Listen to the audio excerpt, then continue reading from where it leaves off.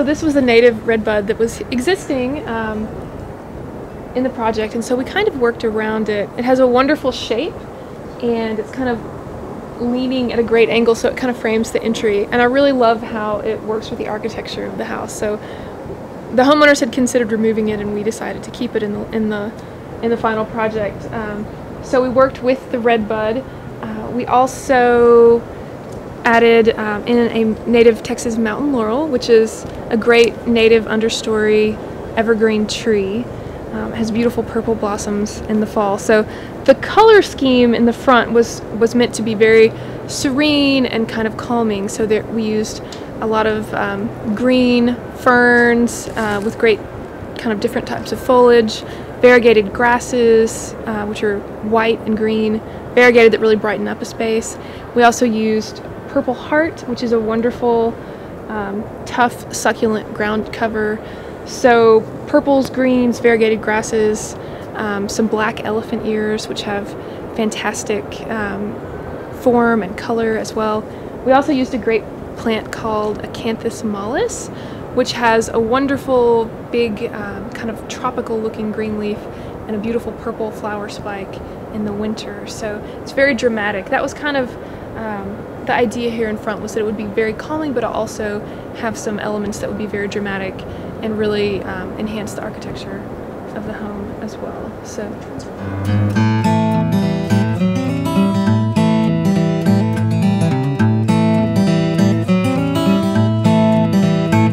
I think it's really important to work first of all with the architecture of the home and the natural kind of contours of a site.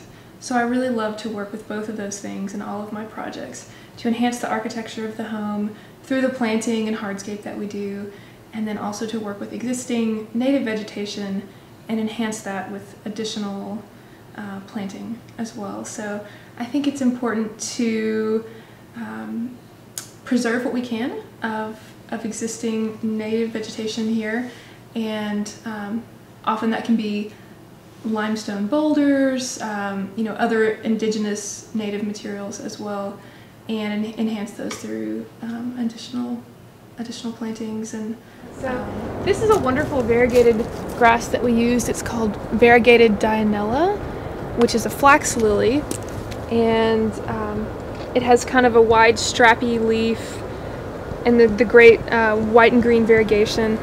There's another wonderful plant next to it that we use called variegated Artemisia limelight, and it has a really nice feathery kind of yellow and green leaf, and that's a wonderful ground cover.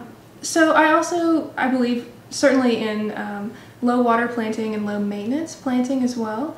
I think those are really important things to consider in this climate. I think there are a lot of challenges and really wonderful things about landscape design in Austin, and those are things that we really have to consider as well. So as our water requirements become more stringent and we preserve the water that we have to be a lot more conscious of the choices of plants and materials that we use.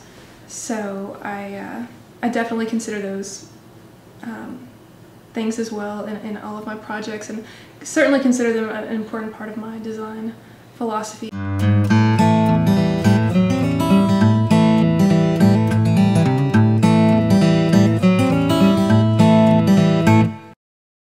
We do have lots of challenges here with landscape design. I would say that deer are one of the primary challenges that I often encounter.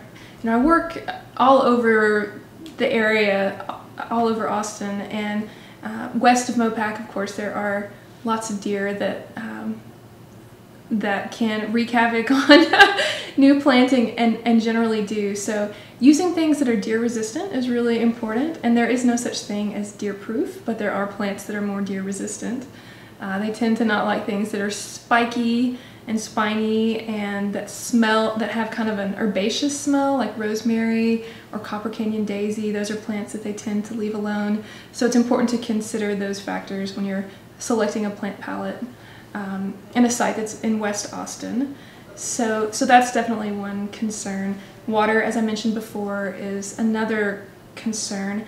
But I think, while I think there are challenges here, I think that we are actually in a fantastic region for gardening or landscape design. We're kind of at the convergence of several different botanical regions, and so we have a wealth of plants that we can use. So we can use plants from East Texas, we can use plants from West Texas, we can use subtropical plants.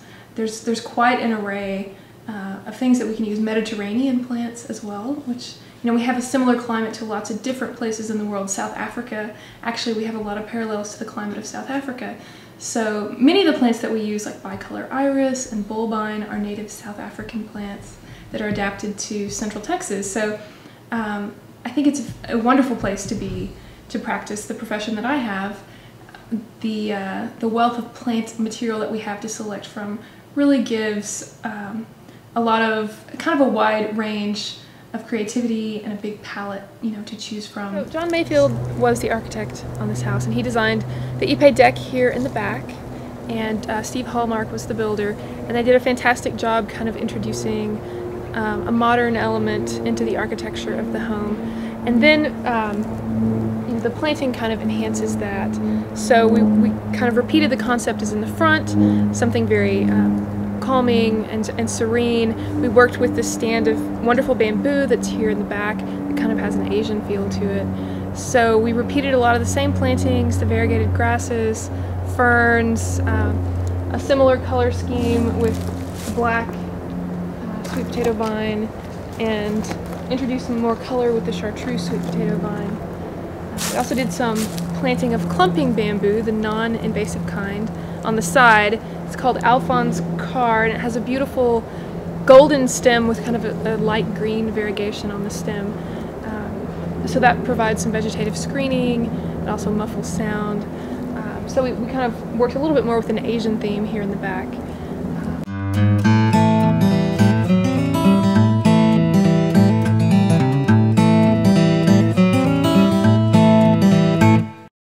So this was a John Mayfield project. John remodeled the interior of the house. He used a lot of great materials like Ipe and native limestone. So the clients really wanted to work with their existing home. It's a very personable space.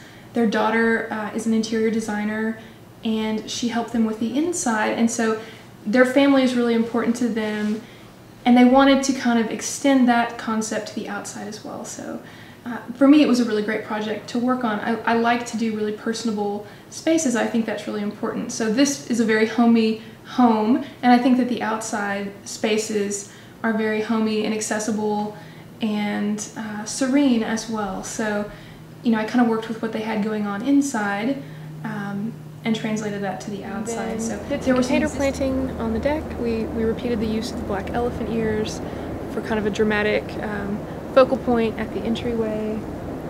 There's wonderful native limestone that Steve Hallmark, the builder, incorporated here in the back for this great outdoor living area.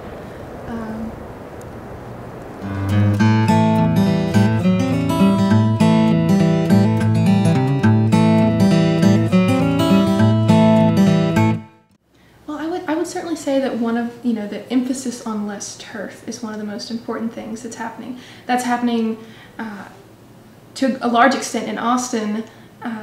The city is offering rebates to homeowners for removing areas of turf in their own lawns. So we're kind of moving more and more in that direction, and I think that's really important. So I also think that here people really appreciate the outdoors. We have a great, you know, love of outdoor living, and in Austin we have that pretty much year-round.